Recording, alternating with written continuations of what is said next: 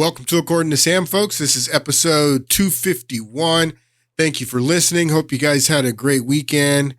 It is playoff baseball season. You got fall is in the air. It is pretty much October. It's the last day of September. We have a few more weeks until the election. Early voting has already started. And it is going to be an interesting next couple of weeks. It's going to be interesting to see how this thing plays out. They're already saying that we're not going to know the winner of the election on the night of the election. That it's going to be, and they're already, putting that out there. That don't expect to know the winner of the election on the night of the election, that it's going to take a couple of days, maybe even a couple of weeks. Who knows what is in store, but it should be interesting, and it doesn't matter who wins or who loses. God is still on the throne, and he is still in control. And, quite frankly, we get the leaders that we deserve. I mean, we are the ones that make the decision. We are the ones that put these people in power, that are ruling over us. So we get the leaders that we deserve. So, I mean, quite frankly, I think America's a wicked nation. So I wouldn't be surprised if we get wicked leaders and stupid leaders. That's even worse. So we're going to get back into what we've been talking about in the last podcast. And we've been talking about the Bush-Clinton dynasty. And I've been explaining to you how these guys set up the housing crash and the crash in 2008 that led to the Great Recession, banks failing, people losing their jobs, tons of foreclosure, just an economic nightmare. How it was set up under the Clinton administration, the execution and the creation of the housing bubble happened under George W. Bush. And we've been talking about why George W. Bush did that. He did that because he was taking us after 9/11 into the war in Iraq, and the economy was already declining. In 2002, you had, companies crashing. This guy, George W. Bush, had in succession the three largest bankruptcies in American history in his 8 years as president.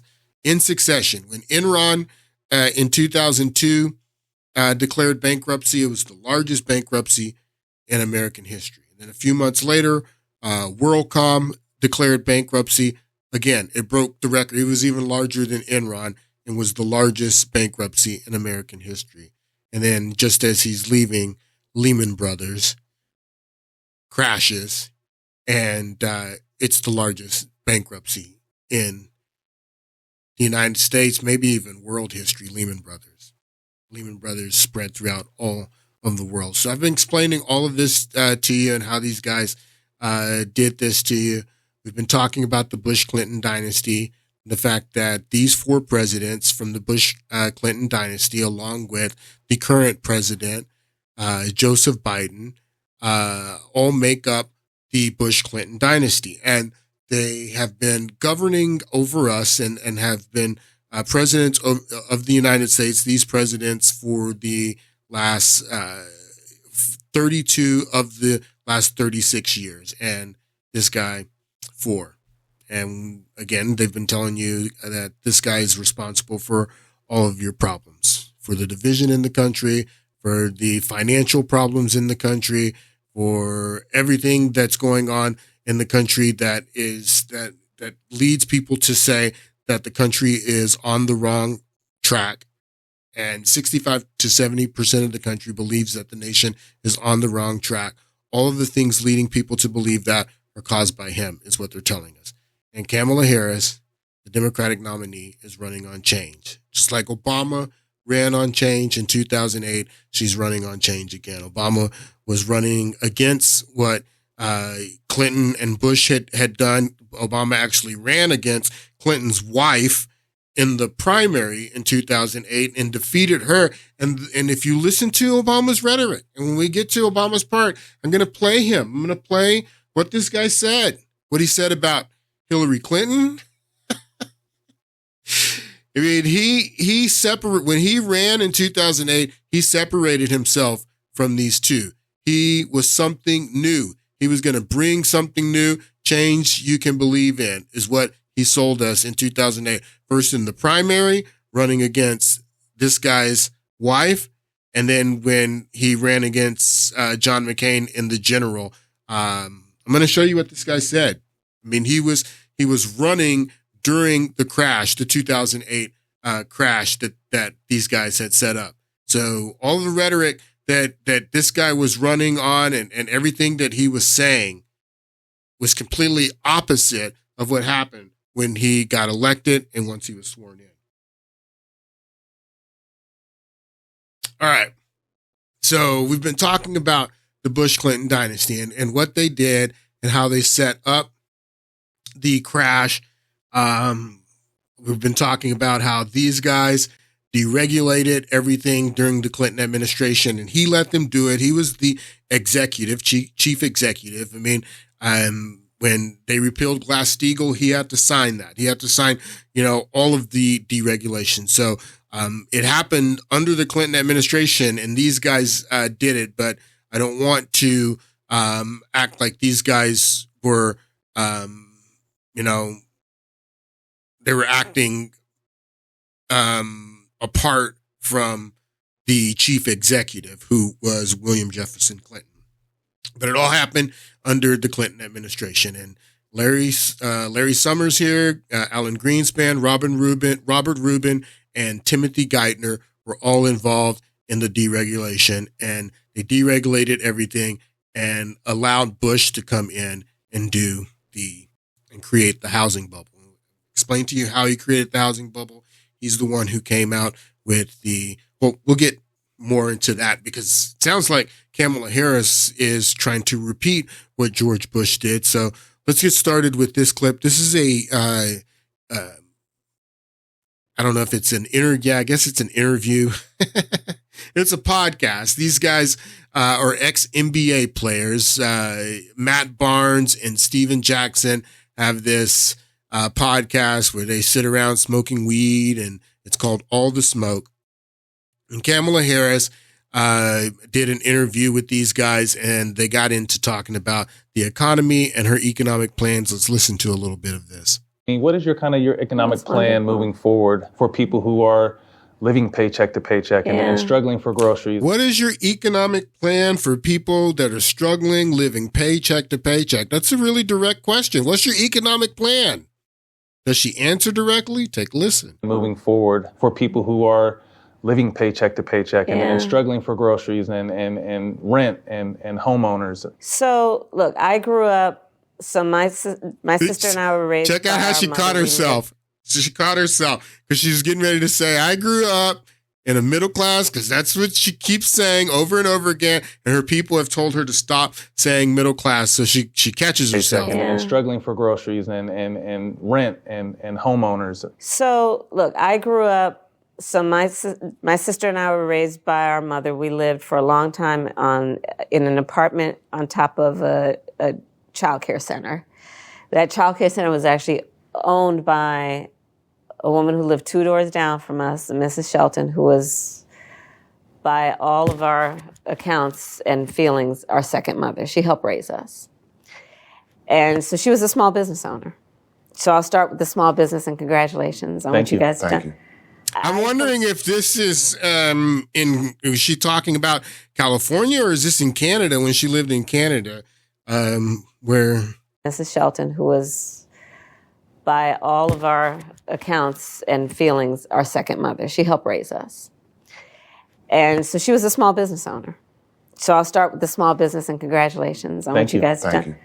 I, from a child, knew who our small business owners are, right? I mean, you're business leaders, but you're also civic leaders. You take seriously your voice. Hold on. Let's go back. Let's listen to the question again. Because I don't think she's answering Small business, Black business. We actually just started our business in January, so we've grown from a show to a whole entire company. What is your economic plan moving forward for people who are living paycheck to paycheck and struggling for groceries and rent and homeowners? So, look, I grew up, so my sister and I were raised by... So I grew up, it shouldn't even be the first words coming out of your mouth. The very first words that should be coming out of your mouth is, my plan is. She does get to her plan here in a moment, and we know her plan. This is her plan. And this are the centerpieces of her economic platform. The down payment assistance on a home. She wants tax credits to build new homes. She also wants $50,000 as a tax credit for small businesses. She goes into all of that here. I want to play all of this fluff because she doesn't say much, but she does get into banks. It. Mm-hmm. So I've been responsible for billions of dollars more now going into our community banks because they're in the community, and then they know who's in the community and where the talent is and who's doing good in the community, what the community wants. And so part of my plan as president is to give small businesses, startups, a tax deduction of $50,000 to start up.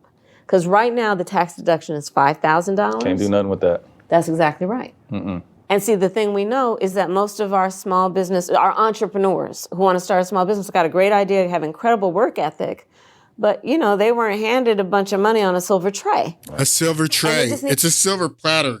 You've never, But, they weren't handed a bunch of money on a silver tray. Right. And they just need to get their foot in the door. So there is that. There is what I need to do and what we need to do around making housing and rent more affordable. Part of the problem there is we have a housing supply shortage. My plan includes giving tax incentives for home builders to build 3 million more homes by the end of my first term. Let me just let her play. Let me play all this. And then increase supply to bring down cost. And to increase home ownership, a $25,000 down payment assistance to first-time home buyers. So $25,000 down payment assistance to first-time home buyers. I've already covered that that's going to be available to undocumented immigrants that are living in the country. Her plan, it's going to be if you have paperwork and you're able to work and you're still undocumented, like dreamers and things like that, they're still going to be qualified for this down payment assistance. And as long as the border is open, that's the central part of why we have a housing crisis, is because the inventory is being gobbled up by all these immigrants coming in, especially the rental inventory. They're driving up the rent. That was the big thing. In Springfield, that was missed in all of the discussion about eating dogs and cats and all this stuff, is that these Haitians that had been moved into a town of 65, 70,000 people, and then you just drop, 20 to 40,000 Haitians in this community. And these people that had been living there forever were saying that they were getting kicked out of their homes because the people that were renting would rather rent to the Haitians, and because they could charge more for the same property for the Haitians that were coming in. They can get more, so they were driving up the rents. So, the Haitians that they moved into Springfield were moved there legally to work. I have a problem with that, but there's a lot of illegals that are also coming in that are driving up the rent. So that's why there is more demand on the limited inventory. So even though you're saying you want to build 3 million new houses in your first term, if you don't secure the borders, that's not going to help drive the cost down. And housing costs. I mean, look at this. I've shown you this before. This is since 1965. This is what the price of homes has been doing. You have a little bit of a dip here after the crash in 2008. And then because of the interest rates, I explained, then it started shooting up again. Stabled off here in 2018, started shooting up again, 2020. And then he started raising interest rates, started coming down again. But if you look at this line here, up until the crash in 2007, I mean, why wouldn't you invest in this?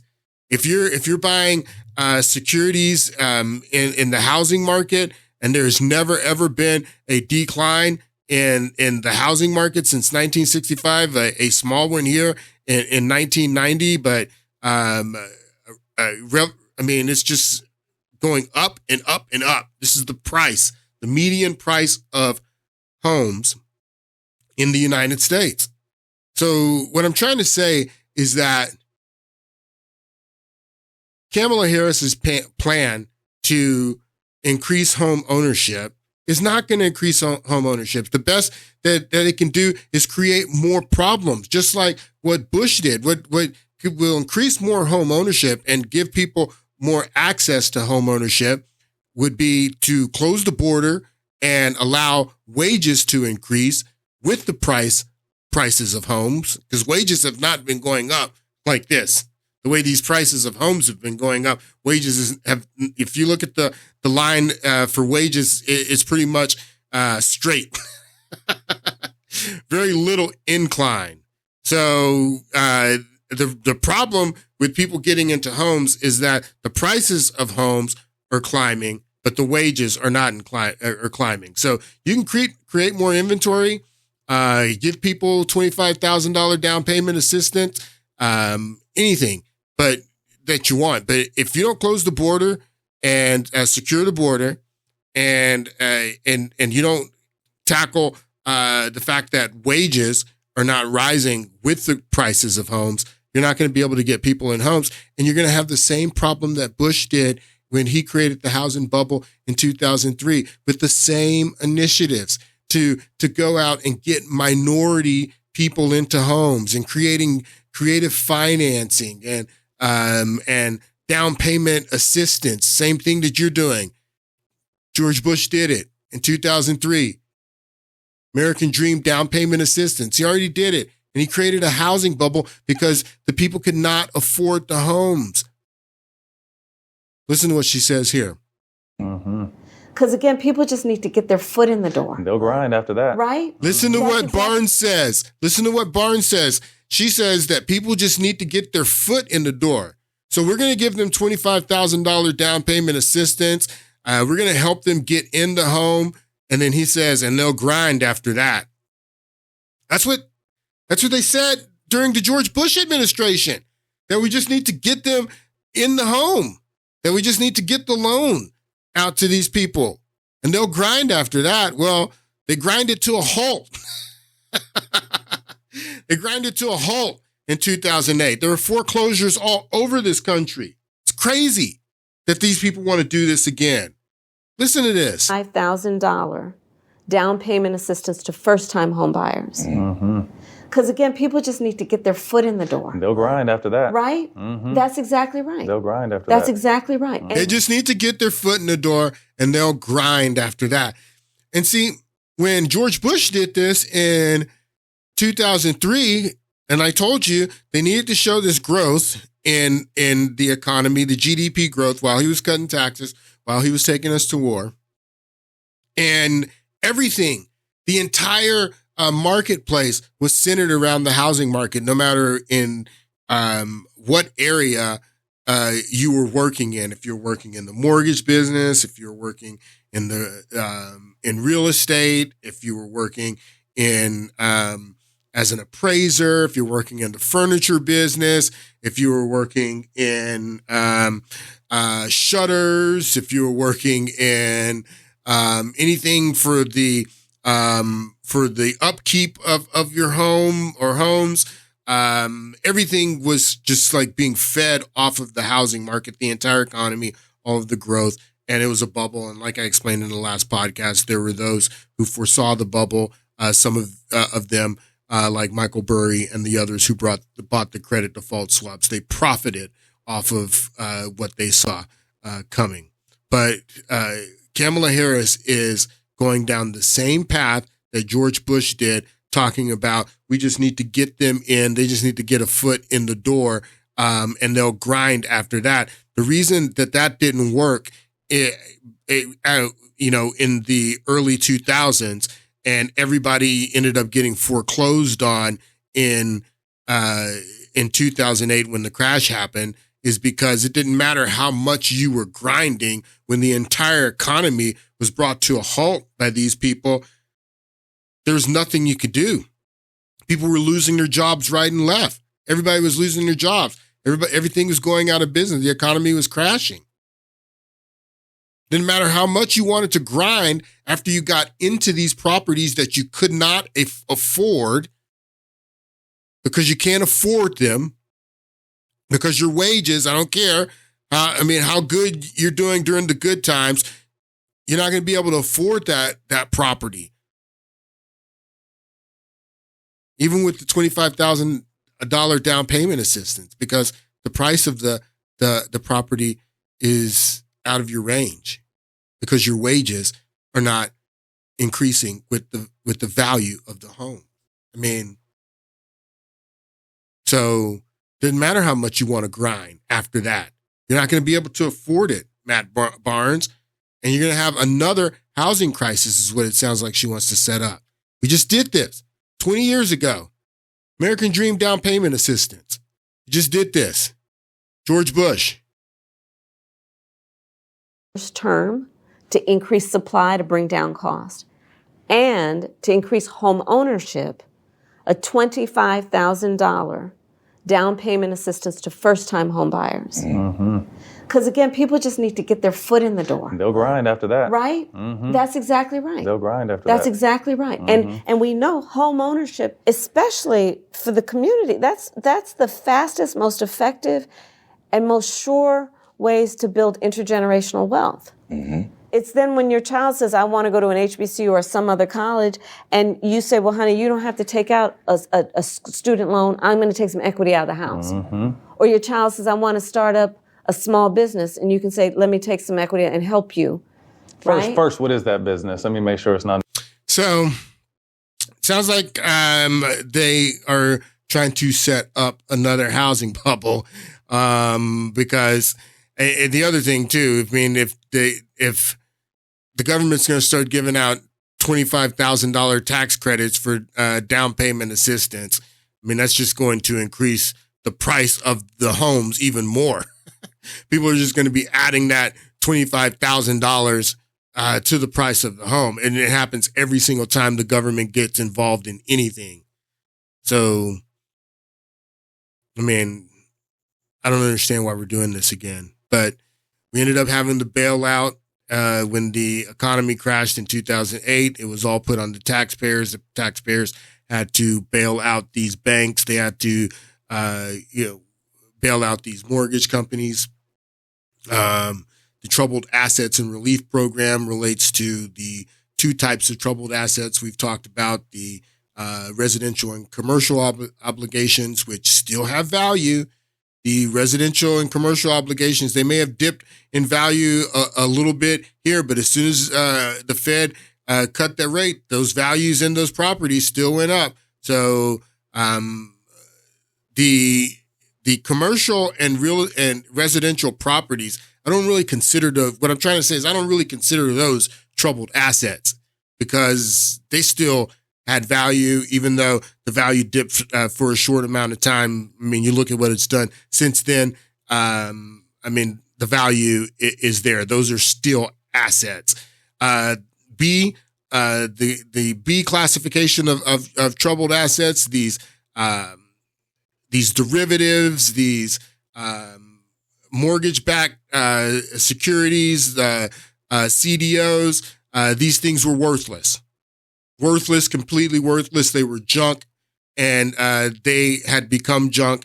And we've been talking about these instruments, particularly the derivatives, because the derivatives are what exposed Bear Stearns and Lehman Brothers and really started the avalanche. So quite frankly, the derivatives are still a big problem. The problem of derivatives, even though they caused the crash in 2008, they still haven't been regulated, and there's still a lot of these financial instruments out there. But we were also talking about the secret document and the final years of the Clinton administration when Larry Summers was the Treasury Secretary, and this document was warning. It was identified as a crisis that the United States was going to be completely debt-free in 12 years. And this document came out, and it says it was drafted in November of 2000. And it was, again, warning that the United States was going to be completely debt-free. It was identified as a crisis that they needed to avoid, to avert. And I've been asking the question over and over again, what did they do? What would you do if you saw a coming crisis that you identify as a crisis that the United States is going to be completely debt-free, something that you need to do to rectify that problem? What would you do? I know what they did. And that's what I'm trying to explain to you guys, what they did. Because when this document was drafted in 2000, the national debt was $4 trillion. And today, the national debt is $35.4 trillion. So they did rectify it.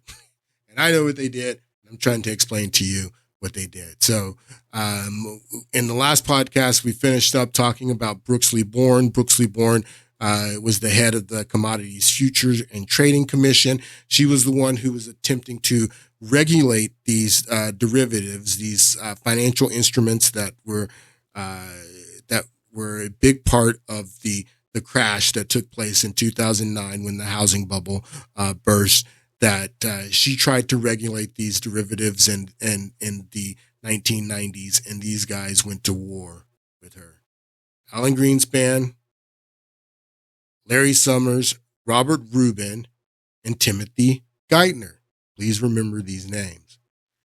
All right. And if you don't remember, we were talking about derivatives. Derivatives are financial instruments that Warren Buffett classified as financial weapons of mass destruction, is what Warren Buffett said about these financial instruments. And the derivatives that we're talking about specifically are over-the-counter derivatives. And over-the-counter speaks to the marketplace where these derivatives are sold. They're completely unregulated. It's business deals done off the record. It's classified as a black box in the movie The Warnings, which I'm going to play more of here in a moment. That nobody knew what was going on. And that's what Brooksley Born wanted to regulate. She wanted to look into the black box and see what was going on. What were these transactions that were taking place? But they were done over the counter, completely unregulated in a black box where no one else could see what was going on except the people who were making the transactions. And at the time when Brooksley Born is trying to regulate these financial instruments, there is it's speculated that up to $27 trillion in derivative transactions are taking place in this over-the-counter black box market. And derivatives, again, are financial agreements, swaps that are derivative of another underlying asset. And the other underlying asset can be anything: commodities. It can be even another derivative. It can be student loan debt. It can be housing and the housing market, or mortgage-backed securities, which I believe these derivatives that took down Bear Stearns and Lehman Brothers were tied to mortgage-backed securities, and then or company stock or anything. I mean, the derivatives can be, and it's all done in secret, all done in a black box. All right, let's listen to a little bit more of the warning. She starts to realize that there's this whole world out there of what are called over-the-counter derivatives that are essentially unregulated.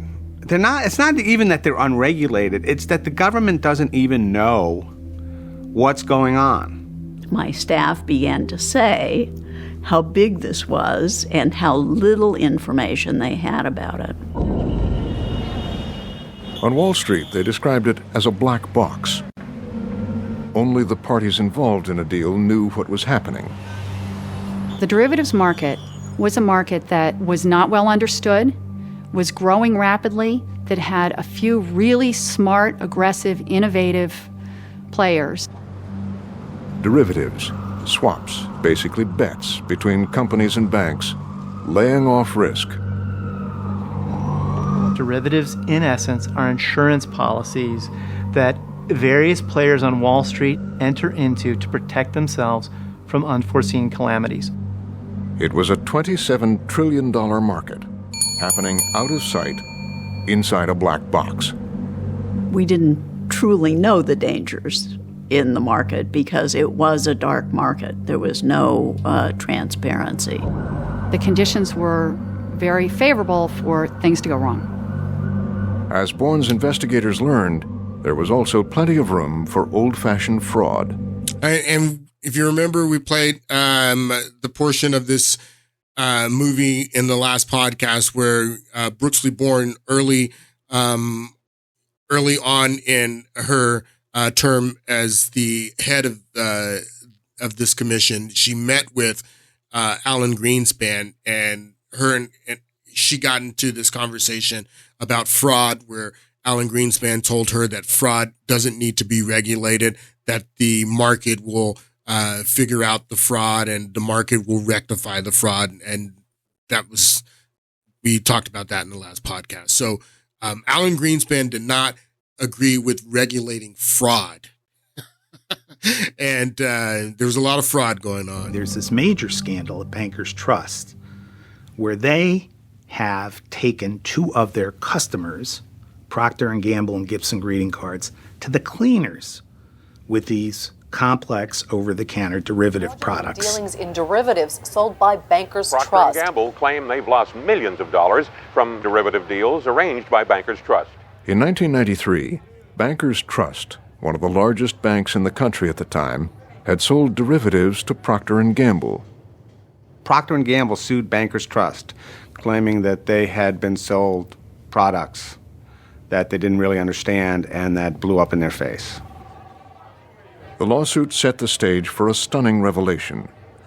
Bankers Trust employees took advantage of the fact that derivatives were too complicated to understand.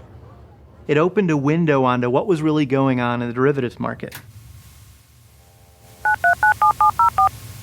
As part of the case, Procter & Gamble discovered secret audio tape recordings of telephone calls among Bankers Trust brokers. There was one employee who described the business as a wet dream. A Bankers Trust employee said, "We set him up." They had taped phone calls from people inside Bankers Trust who were sort of chuckling, saying, "Ha ha, these idiots really think that this is in their best interest, but it's not." There's always tapes.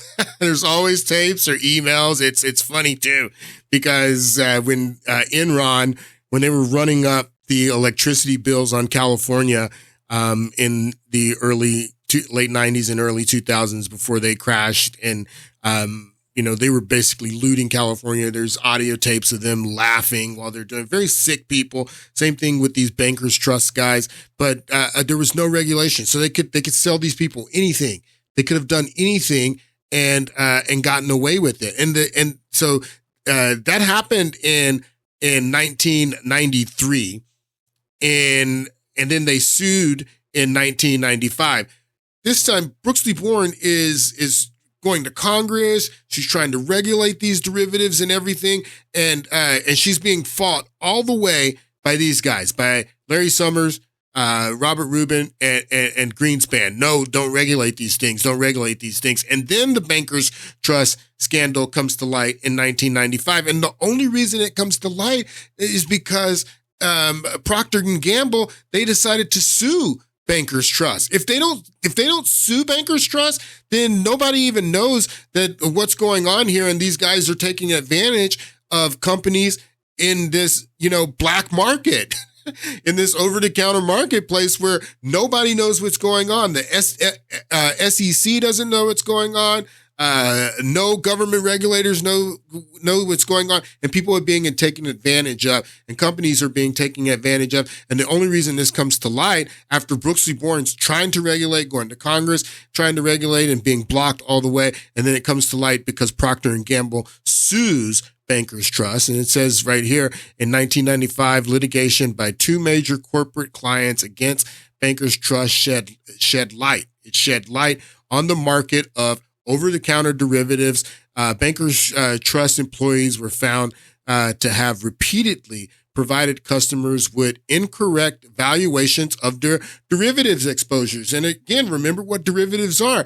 Derivatives are derivative of underlying assets. So you have to know what the value of the underlying asset is to know the value of the derivative. If you don't know the value of the underlying asset, it's impossible to know the value of the derivative. And that's what makes these things so complicated that the CEOs of Procter & Gamble didn't understand them, and the CEOs of Bear Stearns and Lehman Brothers, when these instruments took down those banks, they didn't understand these instruments at all. Completely unregulated, completely in a black box. And Brooks v. Bourne was trying to regulate them, and she was blocked in the 1990s by these men.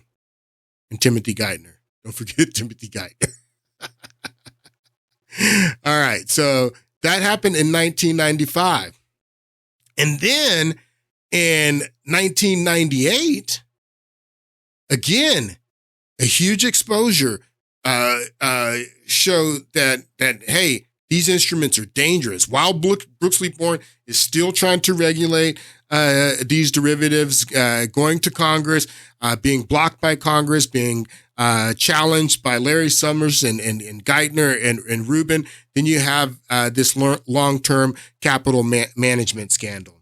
And this long-term capital management scandal really exposed the dangers of these derivatives. And there was still no regulation after that. Let's take a listen to what happened. And it was Secretary Rubin on a Saturday, and the Secretary of the Treasury wants to have a conversation with me about this hedge fund that apparently was about to go under. The hedge fund, long-term capital management, was melting down. A quiet panic had begun. It looked exactly like what Brooks v. Bourne had been warning about. Known on the street as LTCM, it was the trillion-dollar favorite of in-the-know investors. LTCM's a hedge fund. It's run by John Merriweather, ex-Salomon Brothers. He's considered one of the great geniuses of the bond market.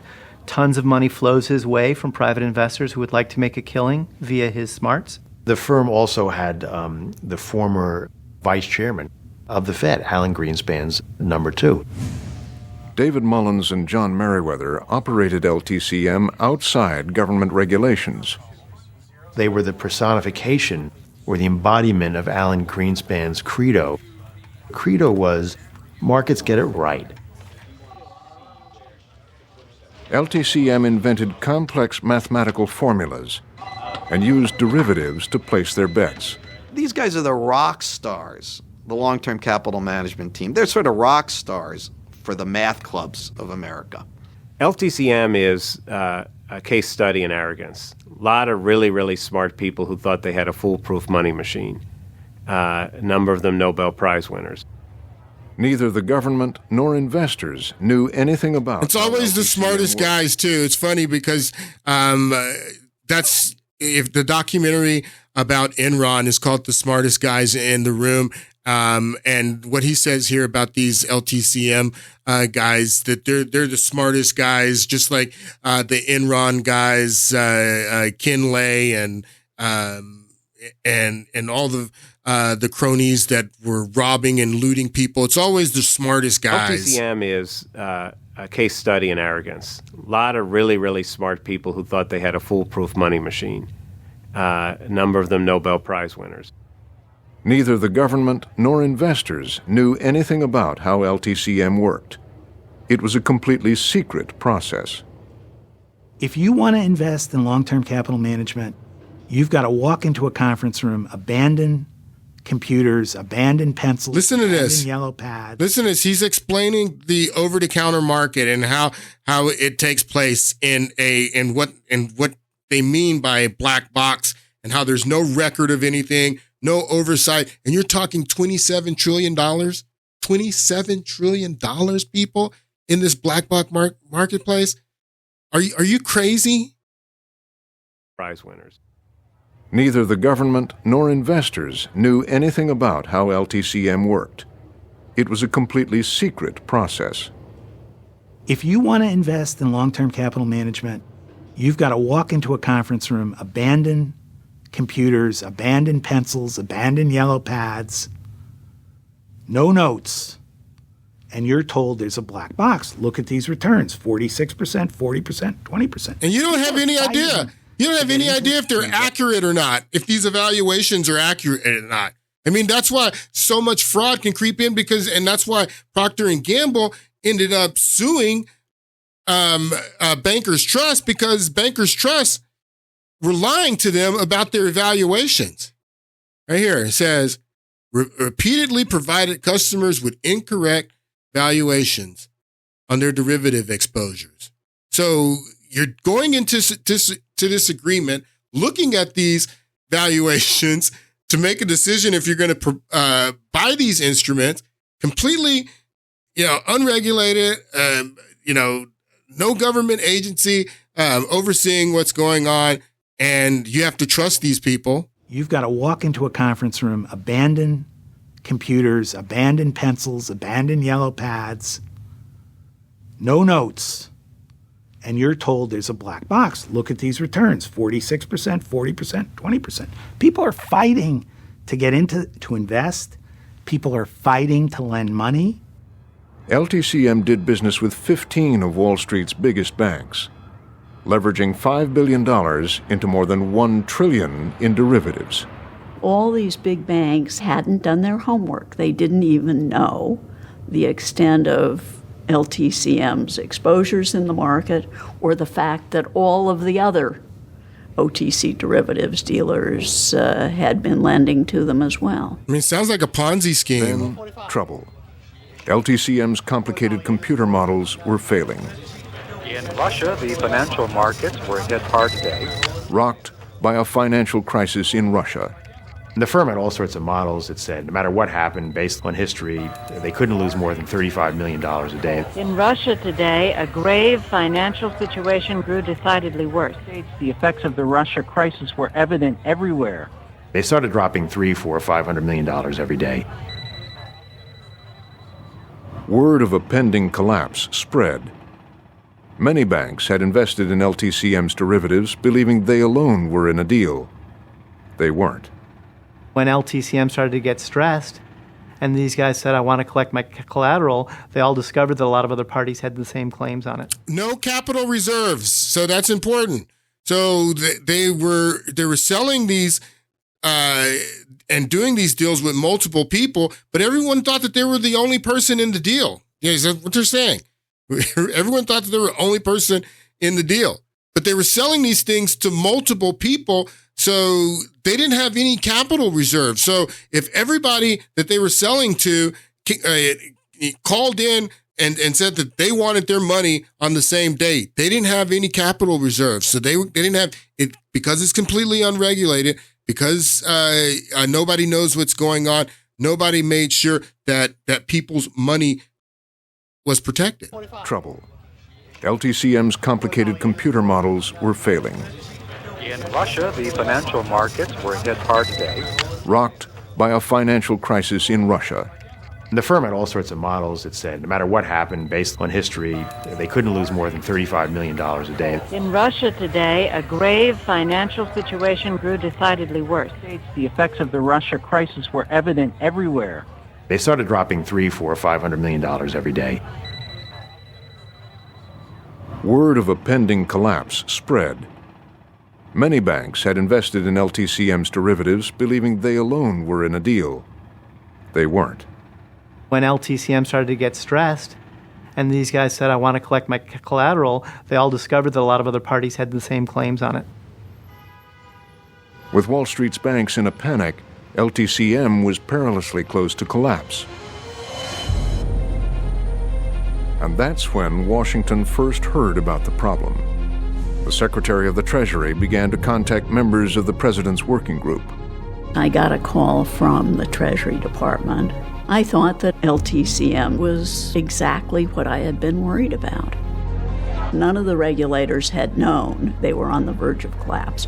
Why? Because we didn't have any information about the market. That weekend, the members of the working group were told the entire American economy was hanging in the balance. Long-term capital management had very large positions. Remember this guy, Gary Gensler. Gary Gensler, he was Assistant Secretary of the Treasury to Larry Summers, and he was part of the Treasury Department there with Rubin as well, but he became the assistant to Larry Summers, and then he's also going to be there at the end in the Obama when Obama comes in. But Gary Gensler, remember this guy? Derivatives marketplace. And if it came down, the question is, how would that affect the American public? How would that reverberate through the system and affect everybody's livelihood in the country? And the fear is that if it goes down, it would present what they call a systemic risk, something that could unwind the entire financial system. At Treasury, all they could do was watch and wait. It was very scary. Credit markets around the world just shut down. There was a period of real panic. People were very, very frightened. These firms were worried about, in some cases, their future, in some cases, their survival. It was a real bloodletting. After 4 days, the Fed acted, but not directly. The Wall Street banks were pressured to bail out LTCM themselves. The government said, it is our belief that your financial stability is in jeopardy. And the way to solve this problem is for you each to pony up $400 million and buy the fund, prevent it from collapsing, and try and work the thing out. 14 banks agree to put up a few $100 million each. Now, why would all of these banks agree to put up, what does he say, $400 million apiece, 14 banks to bail out this fund?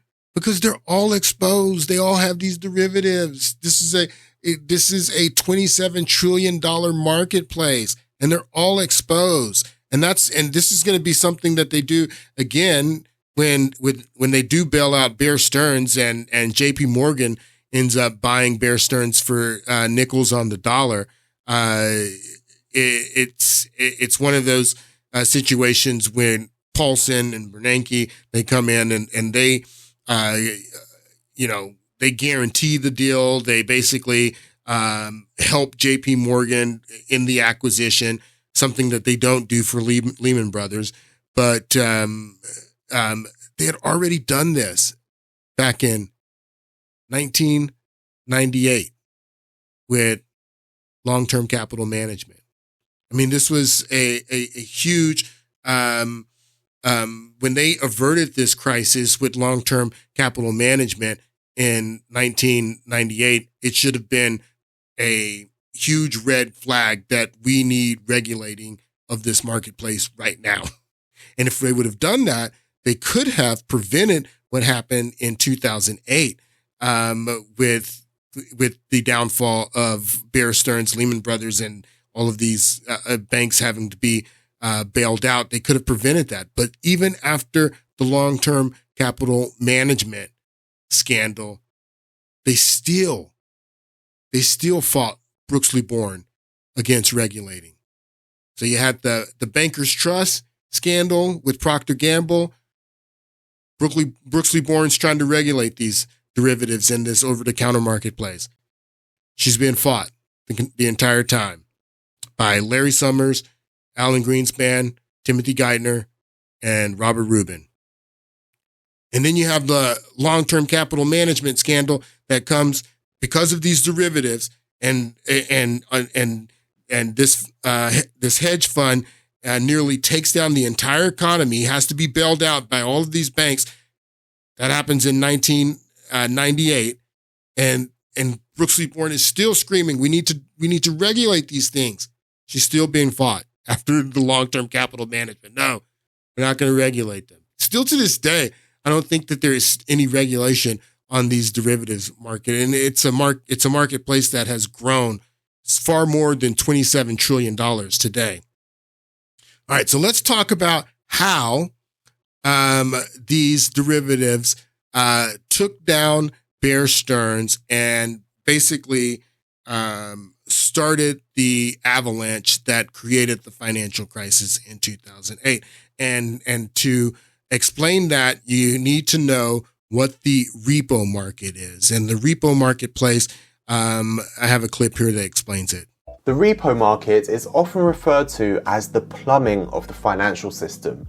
And just like the plumbing in your home, you're unlikely to think about how it operates each day until something goes wrong with it. So you'd be forgiven if you had no idea just how important the repo market was until you started hearing about all the issues with it in the financial news last year. But this is a market that has a turnover of $1 to $2 trillion per day. $1 to $2 trillion per day in the repo market. $1 to $2 trillion of business done a day in the repo market. Got to understand that and most of the transactions in the repo market are daily transactions. Turnover of $1 to $2 trillion per day. So it's pretty big. Repo stands for repurchase agreement and is basically a form of short-term borrowing where securities, and especially government securities, are used as collateral. The reason it's called a repurchase agreement rather than just a collateralized loan is down to the way the transaction is done. Essentially, the repo market is like a huge pawn shop. That's pawn with a W. So, let's say you have Bank A, which is holding a lot of cash, more than they need, and you have Bank B that has some treasury bonds but needs to raise cash. In a repurchase agreement, Bank B will sell its treasury bonds to Bank A, but the agreement will state that Bank B will repurchase the treasury bonds back from Bank A at a later point in time for a higher price. All right, so this example that he gives here is with treasury bonds, that Bank A has a bunch of cash, and this can be all over the world. Bank A can be in Europe, in Asia, Bank A, anywhere in the world that Bank A wants to do this transaction with Bank B, and Bank B, let's say, is Bear Stearns or Lehman Brothers. So they're using treasury bonds here in this example, but what Bear Stearns and Lehman Brothers were doing, they were doing these repo transactions with their derivatives.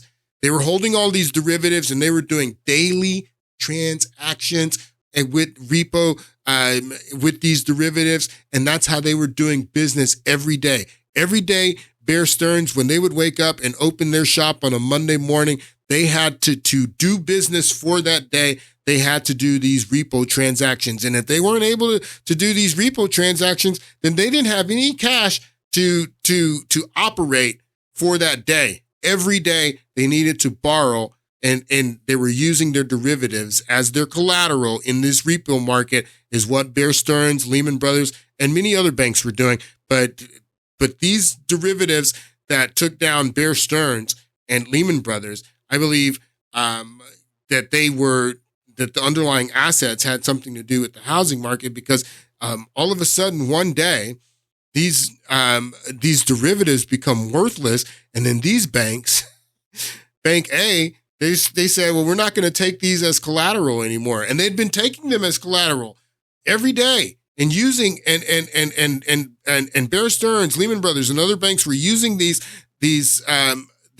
derivatives to borrow to do business on a daily basis. And then when these derivatives became worthless, just one day, all of these banks stopped lending to Bear Stearns. Bear Stearns was first to be exposed, and that's what happened to Bear Stearns. Let's listen to a little bit more of this. Agreement. Bank B will sell its treasury bonds to Bank A, but the agreement will state that Bank B will repurchase the Treasury bonds back from Bank A at a later point in time for a higher price. This is usually overnight or within 48 hours, but it can sometimes be longer. Now, since Bank B is buying the Treasuries back for a higher price, the difference between the price it sold them for and the price it buys them back for is the equivalent of paying interest for borrowing the money. This implied interest is known as the repo rate. In situations where there is demand for borrowing in the repo market, but not enough lending available, the repo rate will increase. Now, this, in very basic terms, is what happened in September 2019, but we'll get into the reasons for that in another video. The party that's lending the money, in this case Bank A, will be institutions such as banks and money market funds. The borrowers, Bank B, will be institutions like investment banks, hedge funds, and brokers.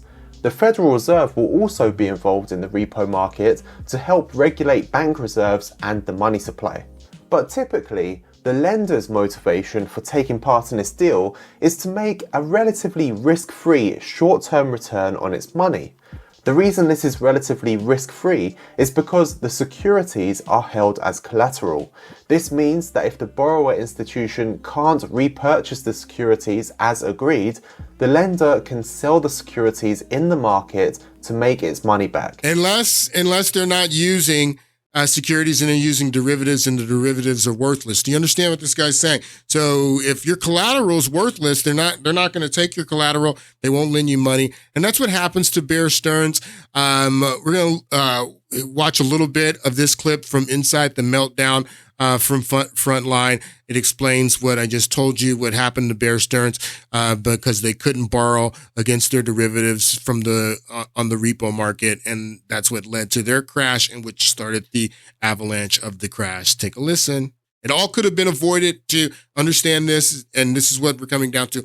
All of this could have been avoided if Brooks Liborn would have been allowed to look into the black box and regulate these complex financial instruments when she was trying to in the 1990s, and she was blocked by Alan Greenspan, by Timothy Geithner, by Robert Rubin, and Larry Summers, and she was blocked because these guys believed that the marketplace would weed out the fraud, and that fraud should not be regulated. If she was allowed, after Bankers Trust, after the long-term capital management scandal, even before those, she was trying to regulate, but especially afterwards, if she was allowed to regulate and they would have put regulations in, this could have been avoided. Take a listen. Month-to-month shaky home mortgages are triggering fears of a financial meltdown on Wall Street. Then on Monday, March 10th, a rumor about Bear Stearns.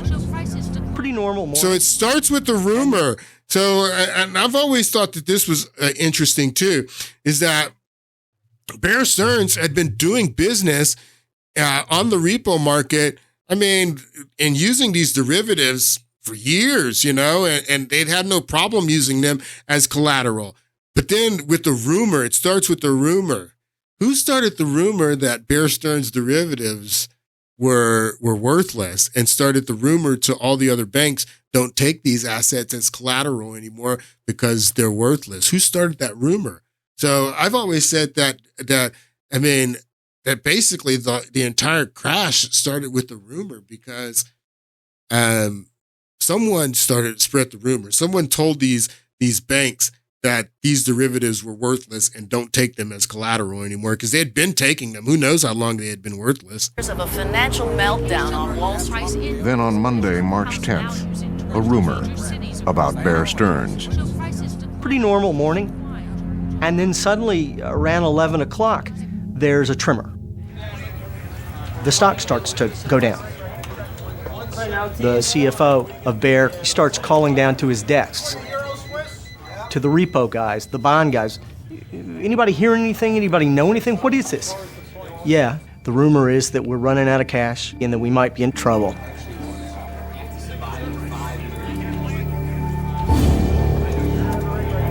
Bear's former chairman, Alan Ace Greenberg, had seen it happen before. Rumors are such that they just can plain put you out of business. People that you have been doing business with for years, all of a sudden they just say, no, we don't want to touch it. On the street, they say rumors, even unfounded rumors, are a contagion that can kill a company in just a few days. Causing the stock the most activity. Bear Stearns suffering from, well, what you can do with any of these stocks these days, namely start a rumor. CNBC is ubiquitous on trading desks. It's ubiquitous on Wall Street. People watch it absolutely all day long. They tune into it. When there are flash lines up on the screen, they want to tune in immediately. So they have a profound impact on what's happening. Those are the kinds of concerns in this market. It was nothing short of surreal. You're watching on CNBC, etc. I mean, they're talking about where you work. The only bank in the red right now, basically, Bear Stearns, although it is dragging the rest of the financial markets down as well.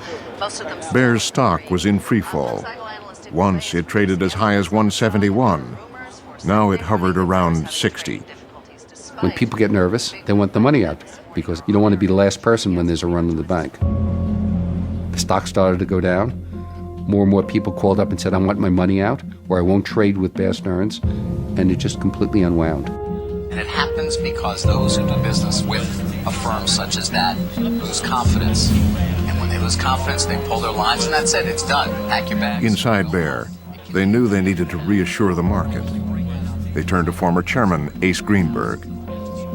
Somebody came over to me and said, you got to make a statement. We're in trouble. I called the chief financial officer. I said, are we in trouble? He said, no, everything's fine. They had nearly $18 billion in cash reserves. Ace called CNBC.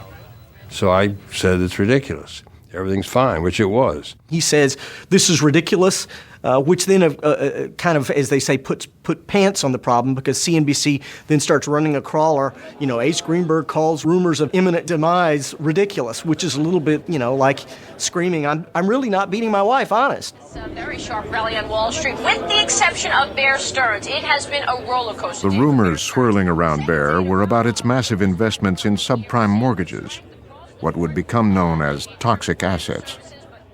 They were big in mortgages. They were big in packaging them and creating securities out of them, buying them. The road to riches for Bear was simple. Buy hundreds of thousands of mortgages, then bundle them into securities and sell them to investors. 30 years ago, if you got a mortgage, you went to a bank, and that bank frisked you pretty good before giving you the money because the bank expected you to pay the bank back. In 2005, a mortgage lender lends money to a lot of people and does not expect to be repaid by them, but bundles up the right to be repaid by them and sells it to a lot of other people. And this is what I was explaining to you about the mortgage-backed securities and CDOs, that the mortgage lenders on the local level that were writing the loans didn't care anything about the borrower because they weren't keeping the loan on the local level. They were sending the loans and selling them to New York to these investment banks to be securitized. So that's what he's talking about here. The bigger the housing market grew, the more Bear and other investment banks bought. Accelerating housing prices created a mentality among everybody involved in the mortgage industry, from the buyer of the house to the broker, the mortgage broker, to the bank, to Wall Street, that housing prices could only go up. Now understand what I want you to hear what he's saying. Listen to what this guy says here. Accelerating housing prices created a mentality that home prices would only go up. Why would you not believe that? Created a mentality among everybody involved in the mortgage industry, from the buyer of the house to the broker, the mortgage broker, to the bank, to Wall Street, that housing prices could only go up. And never go down. That's why they laughed at Michael Burry when he tried to buy credit default swaps and to short the housing market. And they laughed at him. They're like, sure, we'll take your money. Because the housing market had never gone down. That's what that guy just said. Accelerating housing prices created the mentality that prices would always and only go up and never go down. And then when the crash happened, they went down, and it was a surprise to everybody except Michael Burry and the people who bought the credit default swaps. We'll get more into that in the next podcast, and I'll explain how Bear Stearns, how the repo market and the derivatives basically brought down the entire company and threatened the entire financial system of the world. Anyway, we'll talk about that in the next podcast. Thank you guys so much for watching, and I'll see you on Friday.